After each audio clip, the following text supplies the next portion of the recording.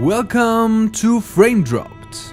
Fahrenheit, or Indigo Prophecy for our friends in the US and A, was a 2005 interactive story-focused video game by director David Cage and French developer Quantic Dream, a collaboration that would later spawn Heavy Rain, Beyond Two Souls and Detroit Become Human.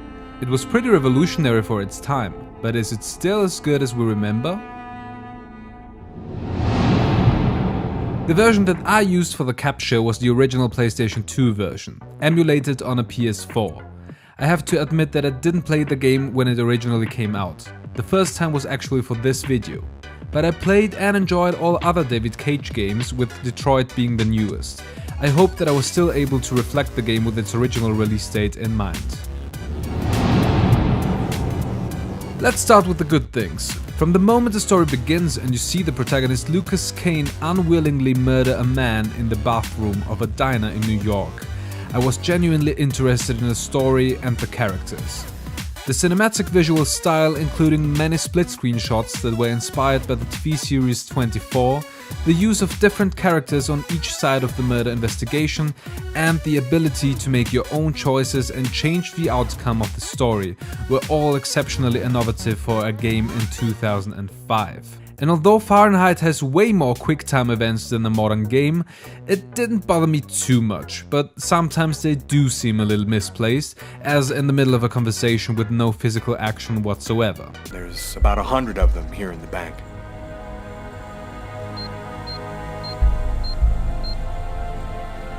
This guy seems really tense. Now let's move to a couple of things that haven't aged well. Although I liked the narrative, it later drifts too much into a supernatural or esoteric direction, and with the games of today becoming more and more realistic in terms of storytelling, this seems somewhat out of place. The game also constantly refers to video games, so kinda to itself? If this guy is still in New York, we're gonna find him. And go buy yourself a video game. I bet that was clever back then, huh? Not so much now. And if you think that similar types of games have cringy dialogue, then this game, boy oh boy. Oh, I am sorry to cause waiting on you. Your presence here brings honor to my miserable shop. And one last thing.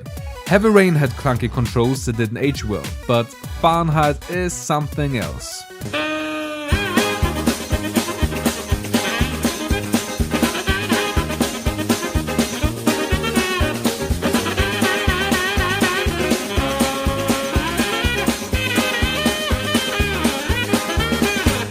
The controls often lead to frustration, but that is the main concern that I have with the game, which isn't too bad regarding all the major good things. In a nutshell, Fahrenheit is kinda like your Aunt Mary, which you only see every once in a while and you really like, although she is slightly racist.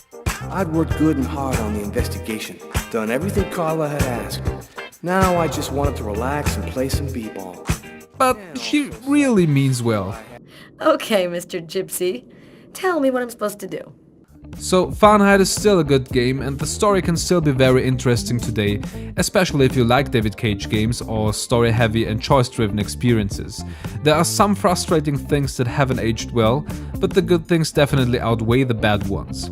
If the last time you played Fahrenheit was when the game came out, chances are you need to refresh your memory anyway, and playing it again won't leave you disappointed.